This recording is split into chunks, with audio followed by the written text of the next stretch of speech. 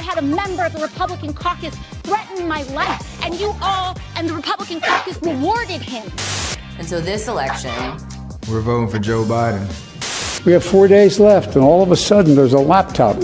It basically allows Wall Street base investments on issues other than profits.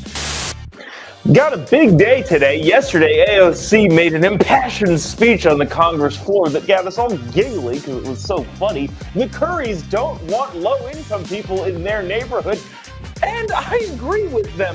Joe Biden making the rounds a while ago saying the laptop was definitely fake, but news out that Hunter Biden is admitting that the laptop is fake and suing anybody disseminating that information. Also, your retirement is at risk.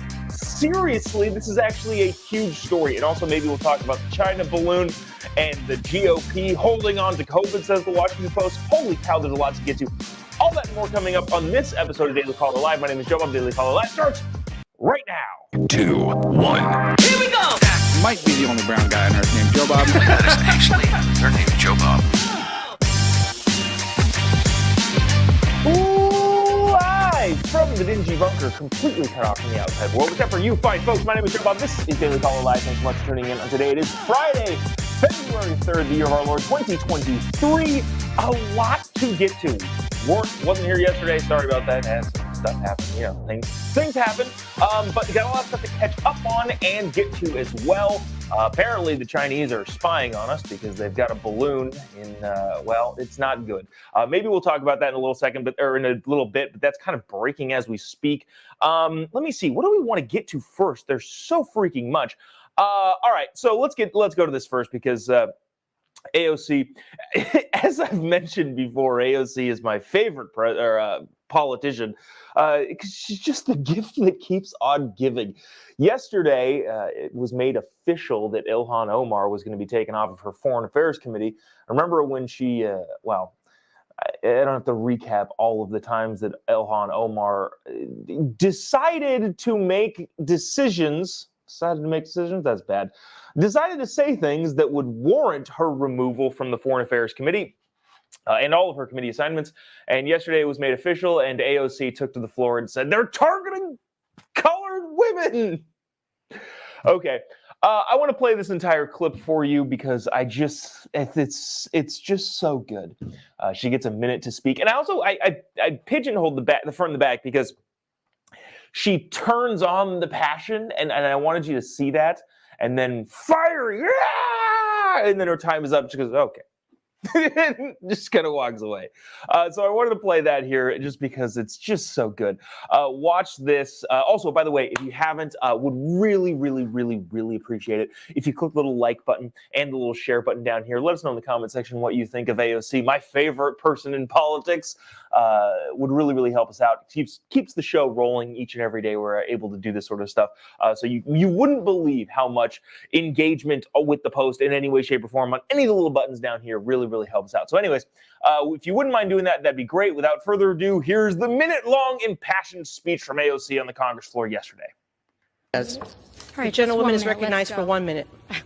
Thank you. Now, as a fellow New Yorker, I think one of the things that we should talk about here is also one of the disgusting legacies after 9/11 has been the targeting and racism against Muslim Americans throughout the United States of America. And this is an extension of that legacy. Consistency, there is nothing consistent with the Republican Party's continued attack except for the racism and incitement of violence against women of color in this body. I had a member of the Republican caucus threaten my life, and you all and the Republican caucus rewarded him with one of the most prestigious committee assignments in this Congress. Don't tell me this is about consistency. Don't tell me that this is about a condemnation of anti-Semitic remarks when you have a member of the Republican caucus who has talked about Jewish space lasers and an entire amount of tropes and also elevated her to some of the highest committee assignments in this body. This is about targeting women of color in the United States of America. Don't tell me, because I didn't get a single apology. Time has expired. When my life was threatened. Thank you. I love it. It's almost adorable. Like how angry she gets. And clearly it's all political theater. She knows that clip is going to go viral. The only reason she did it was to get campaign dollars. But I think this is kind of funny. So consistency. She talks about consistency, probably leaves a lot of people in the dust. Here's what she's talking about. She's talking about, well, that is also, it's a very good argument. Conservatives / Republicans for years have been accused of whataboutism, which obviously the answer to that is, well, it's consistency. What about, when you say, well, what about this and what about that? Yeah, the obvious answer there is we're talking about being consistent. There's nothing wrong with consistency. So when you say, well, what about when you did that? It isn't whataboutism, which is a stupid phrase to begin with. It's saying, no, we're just being exactly consistent with what you're doing. Remember when Republicans got taken off of their committee assignments for purely political reasons? Remember when Nancy Pelosi didn't allow Jim Jordan and Jim Banks, both congressmen, to not be on the January 6th committee? Instead, she went with Liz Cheney and Adam Kinzinger. Remember all of those times when Democrats messed around with Republican committee assignments specifically for political reasons? And now Kevin McCarthy and the Republicans, and in my opinion, all of the things that they're doing are more deserving. There is a contingent that says, just let the parties do what they're going to do on their committee assignments. But since Nancy did all of the stuff on her end, it's hard to blame Republicans for, again, being consistent, which is exactly what AOC is saying, on their end. Especially when you have people like Adam Schiff, who leaked so much intelligence, being on the intelligence committee, not cool, and just lying about it, that's a problem. When you have Eric Swalwell, I think he was also intelligence committee, but dating Chinese spies, that's also a big problem. And then Ilhan Omar being on the Foreign Affairs Committee, being staunchly against Israel, which is like one of the biggest problems that you would have if you were talking about defending U.S. interests in the Middle East. So there's all of those reasons. She's talking about consistency. Yes, it is consistency. And also, if anyone is going to look at the actual governance component around this instead of just purely politics, it would make more sense to have those people not on those committees. What did she also say? Talking about criticizing Muslim people.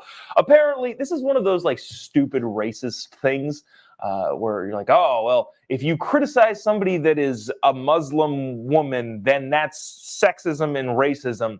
Not because they're bad at what they do, which they are. Like, if I'm criticizing Ilhan Omar, it has nothing to do with her being a woman or Muslim. It's because she says and does dumb things. That's why I'm criticizing her. It is not anti-Muslim in any way, shape, or form. It's because she's an idiot. And I don't generally say those sorts of things, but I think in that case, it's particularly interesting. AOC also said that a Republican member of the party, a Republican member of Congress, threatened her life. No, he superimposed both of their faces, his face, and she's talking about Gosar in Arizona. Again, maybe not the best thing to do, but to say that he threatened her life is that's a stretch, man. He superimposed his face and your face on an anime cartoon opening of a sword fight. I don't know if that's a threat on your life. If it is, the threats to my life on the internet go up substantially. Which, I guess if your people buy that sort of thing, good luck dealing with that. And the last bone I have to pick with this is the highest committee assignments. I don't quite understand the levels of committee assignments. In my opinion, I've never understood that. Republicans do this too, and I don't get it. Like, oh, this is a high level committee assignment. Well, it's what America's paying attention to nowadays, but all committees are, in my opinion, very important, especially when it comes to spending my freaking tax dollars. So there's that. All right, I'm going to lay off this because I don't know. I feel like we're going on and on about this, but I want to. This is freaking. Dude, there's so much So yesterday I was at the Improv Ontario doing a short stand-up set with my buddy Kayvon, who's also a fantastic comedian. And we're in the green room last night just talking, just like the amount of material, and this is not even from like just a conservative point of view, but the amount of material that is coming through the news nowadays that is just so easy to make fun of makes everything so easy. This is one of them. On Wednesday, the Hunter Biden team finally came out and said, yeah, that was Hunter's laptop. And I'm sure all of you have heard this story. We don't need to belabor on it, but I thought this clip was hilarious. This is a clip of just a couple of the times where Joe Biden, throughout the campaign, denied, even though, okay, so you have to assume a couple things. You have to assume, probably pretty obviously, that Joe Biden definitely talked to Hunter about various things. He probably definitely knew the laptop was Hunter's at the time. Remember, the FBI, not to go crazy back into the history of this story, the FBI found out about the laptop and knew about it in 2019. Hunter knew that the FBI knew in 2019. Therefore, Joe Biden had to know about the laptop circa 2019. Then finally, it comes up in conversation a couple days before the election, and Joe Biden says all of these things. Watch this clip, and we will discuss kind of more at length what's going on with the whole Hunter Biden thing, and more specifically what they're trying to do in terms of suing people that are, quote unquote, disseminating stolen information, which is just hilarious at this point. Watch this clip of Joe Biden calling it Russian disinformation when he dang well knew that it wasn't. Also, if you haven't already, would really, really appreciate if you click the little like button and the little share button. Again, you wouldn't believe how much of a help it is if you do that sort of stuff to kind of continue this ball rolling on this show. Make sure we've got the funding for it. So would really appreciate you clicking the little like button and the little share button and let us know in the comment section what you think about any of the stories that we're talking about today. AOC, Joe Biden, all that stuff. Anyways, watch this clip, Joe Biden calling the Hunter Biden laptop Russian disinformation when he knew that it wasn't. 50 former national intelligence folks who said that what he's accusing me of is a Russian plant. They have said that this has all the 5 former heads of the CIA, both parties, say what he's saying is a bunch of garbage. This is classic Trump. We have 4 days left, and all of a sudden there's a laptop. There's overwhelming evidence that from the intelligence community that the Russians are engaged. I still think that the stories from the fall about your son Hunter were Russian disinformation at a smear campaign, like you said. Yes. I know you'd ask it. I have no response. It's another smear campaign. It's the last-ditch effort in this desperate campaign to smear me and my family. The vast majority of the intelligence people have come out and said there's no basis at all. Okay, so here's my takeaway from this. One, obviously, if you missed the first part of that, Hunter said, "Yeah, that is my laptop." Oh, actually, let's get to this. I thought there's some actual interesting implications, I think, going on here.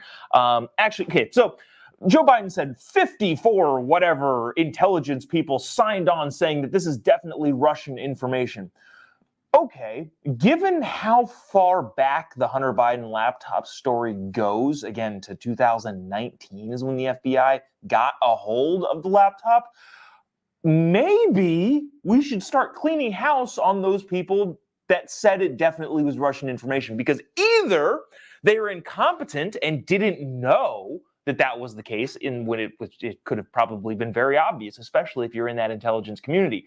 Either you didn't know and you're incompetent and you shouldn't have that job.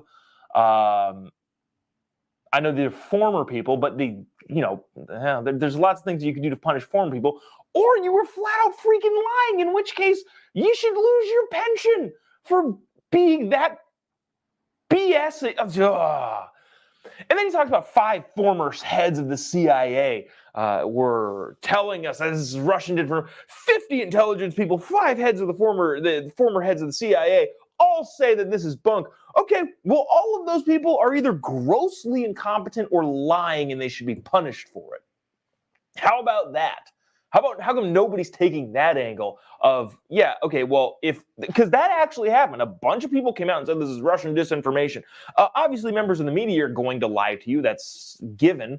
But if you're talking about people that are still on the government payroll via their pension, yeah, that's a pretty big problem. Maybe somebody should open an investigation on all of those people that said, yeah, this is definitely Russian information, and find out whether they're freaking incompetent or freaking lying.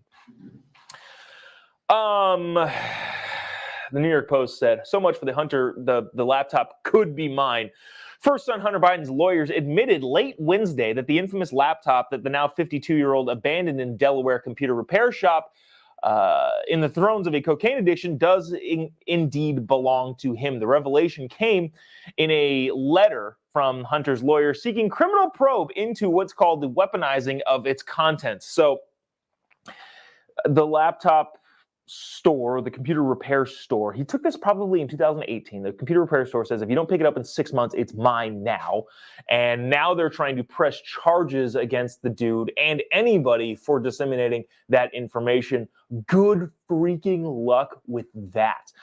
What I think is going to be fascinating about this is Hunter and his lawyers are all trying to play in this legal field, but guess what? You're in the court of public opinion now, and the entire country is going to be like, nah, you don't get to deny constantly for years, blow up an election, all of this sort of stuff, and then now try and press charges on somebody who's doing what is well within their rights to do, and say that this is criminal.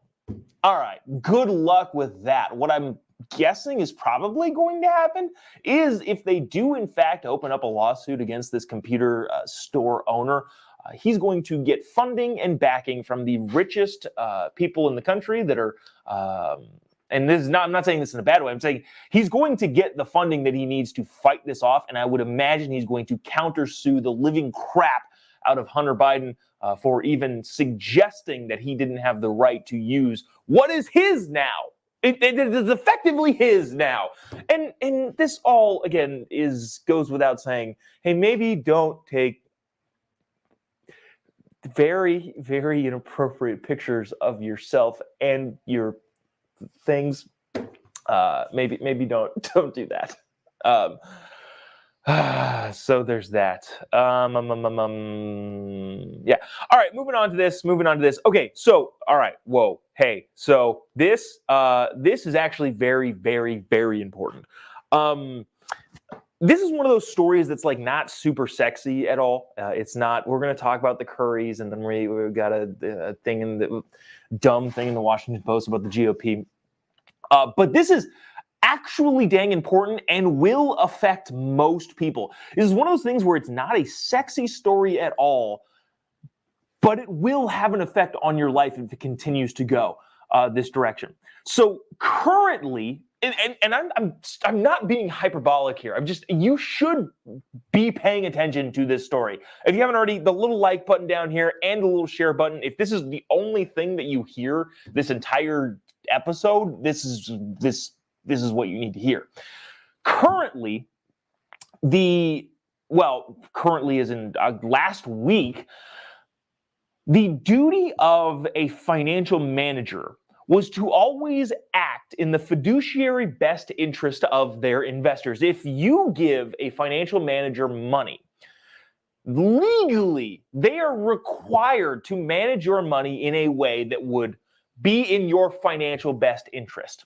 That's the law, and that's morally what you should be doing. That is what should happen. Financial advisors and financial managers and mutual fund managers, 401k managers, all of those people should be legally acting in your best financial interest. That is going away. And the Biden administration is allowing, in a part of a new rule, allowing financial managers that are managing your 401k to invest not only with your financial business in mind, but with economic social governance scores in mind. Meaning that it is now legal, according to the Biden administration, for the person managing your retirement plan to invest in companies and funds and banks, institutions, to use your money not in your own financial best interest, but in the best interests of the environment. I'm not kidding. This is an actual thing going on. And like I said, this is not a sexy topic, but if there's one thing you take away from this episode, it is this. They are politicizing your retirement. And this is going to be a big problem. Now, the good news is there is bipartisan effort with Joe Manchin in the Senate to say, yeah, this has got to stop. And hopefully there's a bill that gets through, and hopefully there's making some change. Watch this clip from Fox News, kind of outline what it is, and just basically it's repeating what I said. But then there's a clip from Joe Manchin. Check this out. Again, this is important. The Biden administration has an environment, social, and governance rule, which stands for ESG, for retirement plans that went into effect just this week. It basically allows Wall Street base investments on issues other than profits. Yeah, when you start putting ESG, so issues other than profits, which is not good for you. Here's right into Joe Manchin's talking about. Okay, sorry, really quick to set this up. Joe Manchin is collaborating with a bunch of Republicans, saying, "Yeah, this is not cool." I'm really liking Joe Manchin at the moment. Democrat, West Virginia. He was at the World Economic Forum that I was at in Davos and basically told all of the globalists to pound sand. And this is another instance of Joe Manchin saying, yeah, hey, globalists, pound sand. Watch this. When you start putting ESG and basically making evaluations on the environmental impacts, I think we all have a responsibility, and we've done a good job on that. We've reduced our emissions by more than any other country in the free world. So with that being said, then why don't they take a geopolitical risk that's involved? Why don't you evaluate that too? Why don't you ask Europe what's happened to them? Ask Germany what's happened to their economy. Look at what Putin did to weaponize the weaponized energy. The geopolitical risk should be evaluated the same as anything else, because the fallout would be, if you're trying to put pressure and get rid of fossil before we have anything to replace it, you are going to damage our economy and make our country much weaker. That's what I've been fighting for, energy security. So geopolitical risk should be evaluated just as much as they're talking ESG. You know, Senator, the problem with it, Bill Hummer says, the problem with it is it makes too much sense. So Joe Manchin, again, I'm liking the cut of his jib the last couple days. But that's a huge problem that actually would affect you and your retirement and all of the things that it wouldn't be good if that continues. So hopefully they can get that bill pushed through both the Senate and the House, and then at least bring a lot of attention to the Biden administration, whether or not Joe Biden signs it into law and changes those rules. All right, going to this. We're moving quickly. We're moving quickly today on a Friday before we head on into the weekend. The Currys, Steph Curry, Aisha, I forget her name. Mrs. Steph Curry, want to keep their kids safe. Now, I think this is funny. This is a video that they shot 2020, talking about them. Well, I'm going to play this video very quick, and then we'll talk about some of the irony going on in the Curry household at the moment. Steph Curry, dude, keep your head down. Go play basketball. Don't be a punching bag in the news media. But he wants to, so I guess this is what it is. This is kind of an interesting story too. And I'll tell you what. I agree with the Currys here. I don't agree with their conclusion or their solution, but I agree with what they're trying to do. And I agree with everything up until the very end. And then I'm like, oh, you guys went in a different direction and have a wrong solution for it. Anyways, check out this very, very short clip, and then we'll discuss what they're doing and why it's so ironic. Check it out. We want to ensure that our kids live in a nation that is safe, happy, healthy, and fair. And so this election, we're voting for Joe Biden. I love that. We want to make sure our kids are happy, safe, and everybody is great. That's why we're voting for Joe Biden. We're like, okay, whoa, hold on. I agreed with you all the way up until the very ending point. And the reason they're in the news again, the reason I'm playing this clip is because Steph Curry, who is an outspoken Democrat, big time Joe Biden fan, which is weird. Steph Curry and his wife, Aisha, are against the idea of a low-income housing development near their $30 million mansion in California. The Currys opposed the developers so strongly, they wrote a letter to the town voicing their concerns about the privacy and safety if the development were to push forward. Bottom line is, the Currys don't want low-income housing in their neighborhood. And I agree. I don't want low-income housing in my neighborhood either. Nobody does. Nobody wants government-sanctioned low-income housing in their neighborhood. And I agree with the Currys. They're right in doing so. The problem is they're voting for government officials that want and allow and push for this sort of stuff. So you don't get to say, well, we want Gavin Newsom and Joe Biden. We want Democrats to be in power. We love helping people. And then say, well, we don't want to help them here. We want to help them over there. I am openly willing to say I don't want low-income housing in my neighborhood. And I agree with them on that statement. The problem is we have different solutions when it comes to helping people, and theirs is very hypocritical, and mine is open and unabashed. Yeah, I would love if they weren't, if the low-income housing weren't in my neighborhood. I agree with you. I agree with the Currys. The town of Atherton has opted to upzone a 1.5-acre lot, with the property owner planning to develop 16 three-story townhomes. The townhomes would be looming right behind us, said the Currys. We hesitate to add the not in our backyard rhetoric, but we wanted to send a note before the meeting today. That's that whole NIMBY crowd. YIMBY? Not in my backyard. Yes, correct. Please don't do that here.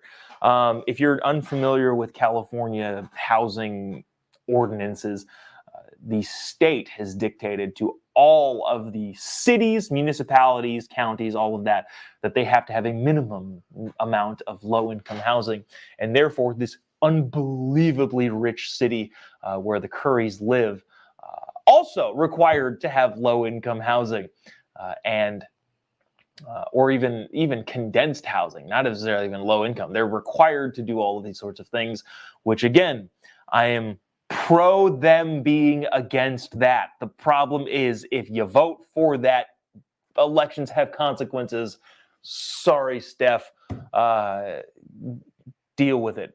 Actually, you know what? I don't know. Maybe I hope that doesn't get developed in their neighborhood and they I don't know how I feel about what actually happens, but the bottom line there is Peggy says they have decayed and rotten our family neighborhoods. Yeah, low-income housing being forced upon people is not cool. Wow, a lot of people. Whoa, a lot of people in the comments. I'm scrolling all the way through. A lot of people not super thrilled with the Currys.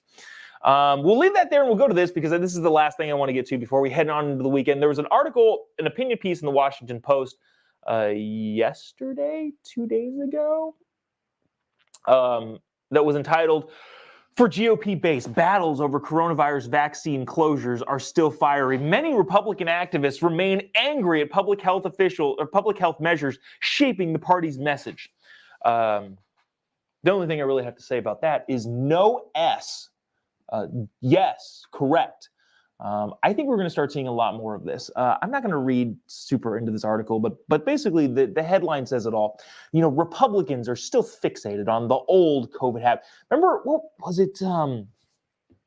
Was it The Atlantic? Was it Vox? It was one of those news organizations that had that big opinion piece that says it's time to forgive everybody about whatever happened during COVID. It's time to forgive and forget. To which myself and most people on the freedom side of the aisle said, absolutely freaking not.